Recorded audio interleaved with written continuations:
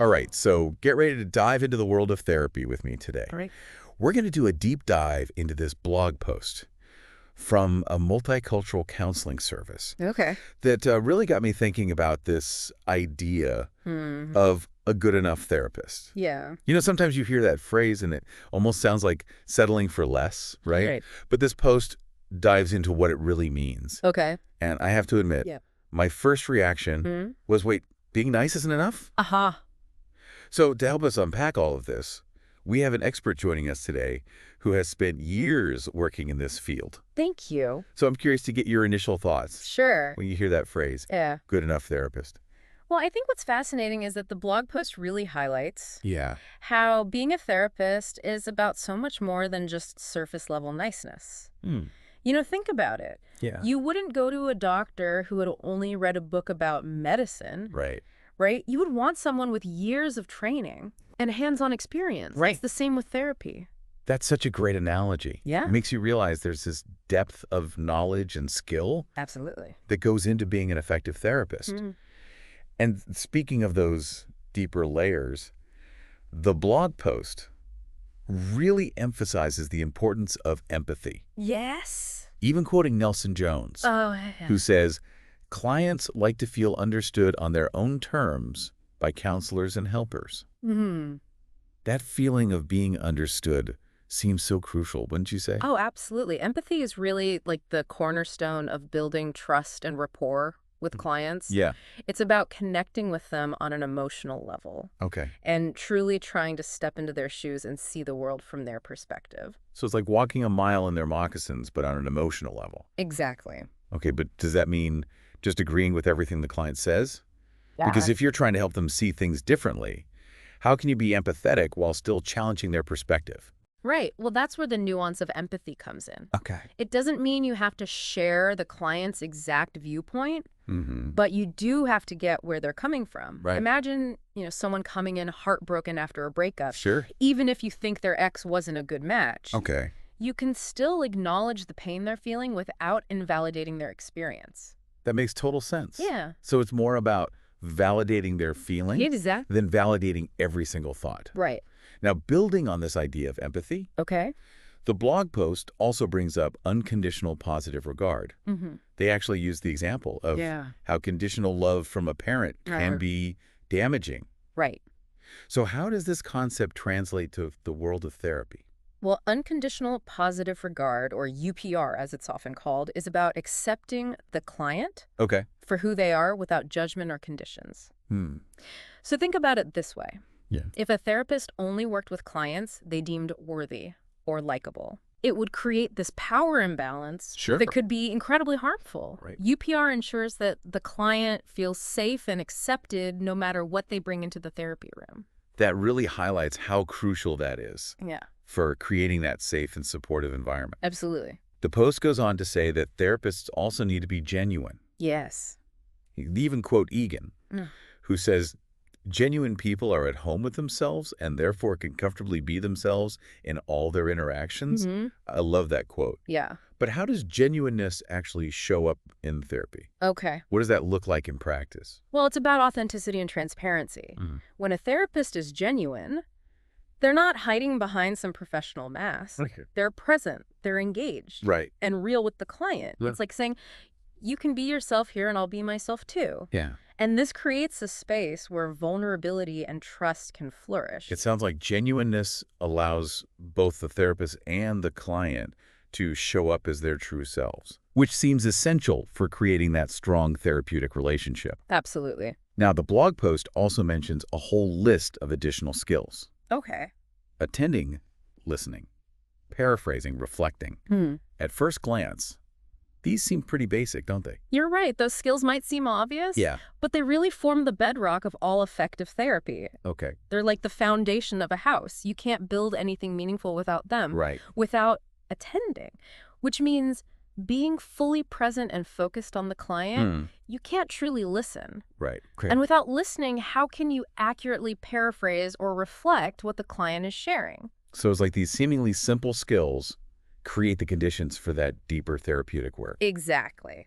Okay, so we've started to uncover how much more goes into being a good enough therapist than just being nice. Yes. It's about empathy, LPR, genuineness, and mastering those fundamental communication skills. Right. I'm curious to get your initial thoughts as we start to connect some of these ideas. Well, I think what I find so fascinating is that, these qualities aren't just relevant in the therapy room. Right. They can enhance our everyday interactions and relationships, too. Just think about how powerful empathy, unconditional positive regard, and genuine listening can be in our personal lives. That's such an important point. Yeah. It's making me think about how I show up in my own relationships. Yeah. Do I bring those same qualities to the table? Yeah. This is definitely something we can all reflect on. Absolutely. Before we get too far ahead of ourselves, though, let's keep unpacking the specific skills and qualities of effective therapists in part 2. Sounds good. It's interesting, isn't it, how we tend to put therapy in this separate category? Like it's this mysterious practice that only happens behind closed doors. Right. But so much of what makes a therapist effective are skills that we can all benefit from in our everyday lives. It's like you're saying the same qualities. Yeah. That make a good therapist can also make us better friends. Exactly. Partners, parents, you name it. Exactly. Take active listening, for example, in therapy. Yeah. It's about giving the client your undivided attention, really tuning into what they're saying, both verbally and non-verbally. But isn't that something we should all strive for in any relationship, really being present with the people we care about? It's so easy to get caught up in our own heads, thinking about what we're going to say next, or, mentally running through our to-do list. Yeah. But active listening, like you said, it's about pushing all that aside and just being there with the other person. And that ties back to empathy, which you were discussing earlier. Right. It's not just about hearing the words. Yeah. It's about trying to understand the emotions behind them. Okay. What is the other person feeling? What's their experience of this situation? It's like that saying, before you judge a man, walk a mile in his shoes. Exactly. But in this case, it's about walking a mile in their emotional landscape. Precisely. And that can be challenging. Right. Especially when we have strong opinions or beliefs about something. Of course. But that's where unconditional positive regard becomes so important. Because even if you don't see eye to eye with someone, you can still accept and value them as a person. Absolutely. That acceptance, that sense of being seen and heard without judgment can be incredibly powerful. It creates a space for open and honest communication, which is essential for any healthy relationship, whether it's with a therapist, a friend, or a romantic partner. It's like unconditional positive regard is the fertile soil where healthy communication can take root and grow. That's a great analogy. Right. And without that foundation of trust and acceptance, it's difficult to truly connect with someone on a deeper level, to really understand their experience. Which brings us back to this idea of genuineness. Being authentic in our interactions. Yes, because if we're not being genuine, if we're putting on a facade, or trying to be someone we're not, it creates this barrier to true connection. It's like we're sending the message that we don't trust the other person enough to be ourselves around them. Exactly, and that lack of trust can erode the foundation of any relationship. Genuineness, on the other hand, invites vulnerability. And allows for deeper intimacy and connection. So it seems like all of these qualities of a good therapist, empathy, unconditional positive regard, genuineness, active listening. These aren't just therapeutic techniques. They're actually the building blocks of any healthy relationship. I couldn't agree more. And what's so empowering is that these aren't innate qualities that some people have and others don't. They're skills that we can learn and cultivate through practice and self-awareness. It's like we all have the potential to be good enough therapists for the people in our lives.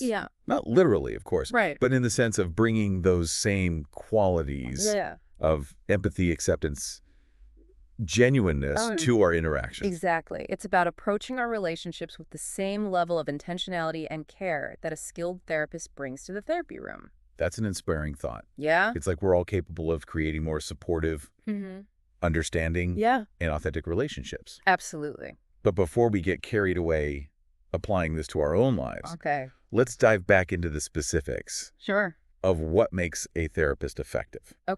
We've covered some core qualities. But I'm sure there's more to unpack. Absolutely. There are so many nuances to this work. Right. And in part 3, we'll delve into some of the more specialized skills and knowledge that therapists draw upon to help their clients. Okay. Sounds good.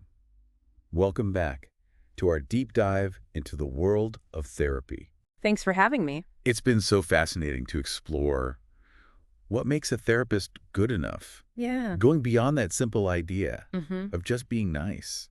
It's definitely more complex than that. It's a tapestry woven from knowledge, skills, and personal qualities. Right. And as we've been discussing, many of those threads can actually strengthen our relationships, even outside of the therapy room.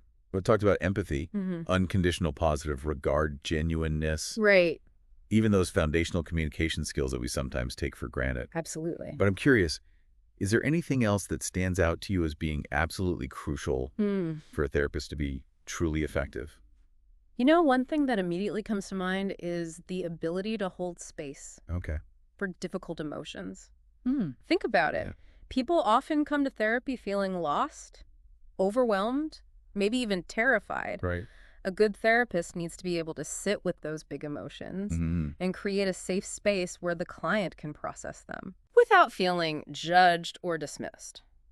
That sounds like such a delicate balance. It is. Because on one hand, you want to be empathetic and validating, but on the other hand, you don't want to get swept up in the client's emotions yourself. Exactly. It requires a deep understanding of human psychology. Right. You know, recognizing how trauma and difficult experiences can impact the brain and body. Right. It's also about knowing when to gently challenge a client's thinking patterns and when to simply offer a supportive, grounding presence. So a therapist needs to be both a skilled navigator and a compassionate companion. I love that. On the client's journey. That's a beautiful way to put it. Thanks. And it's a journey that requires constant learning and growth. Even for seasoned therapists. Right. That's why ongoing training and supervision are so vital in this field. It allows therapists to refine their skills, stay current with new research, and get feedback from experienced colleagues. Just like any profession, there's always more to learn, new ways to grow. Absolutely. And that's one of the things that makes this work so fascinating and rewarding. Yeah. It's a lifelong exploration of the human experience, both for the therapist and for the client.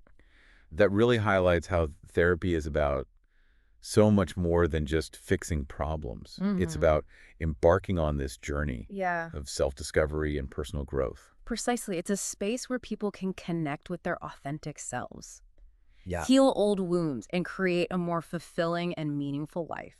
Which brings us full circle back to that question. Okay. What does it mean to be a good enough therapist? I think it's about embodying those qualities that we've been discussing. Okay. You know, deep listening, empathy, unconditional positive regard, and genuineness.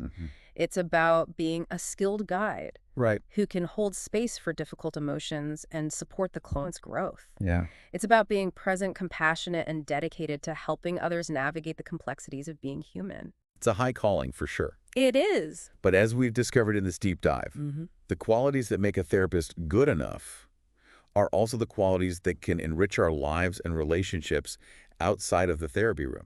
Absolutely. So as we wrap up this exploration, I encourage you to consider how you can bring more of these qualities into your own interactions. Oh, that's a great takeaway. How can you be a more present listener, a more supportive friend, a more understanding partner? How can you create space for vulnerability and authenticity in all your relationships? These are powerful questions. They are. And reflecting on them can lead to a deeper understanding of yourself and the world around you. Well, thank you so much for joining us on this deep dive into the world of therapy. It was my pleasure. We hope you've gained some valuable insights and feel inspired to cultivate these qualities in your own life. Thanks for having me on.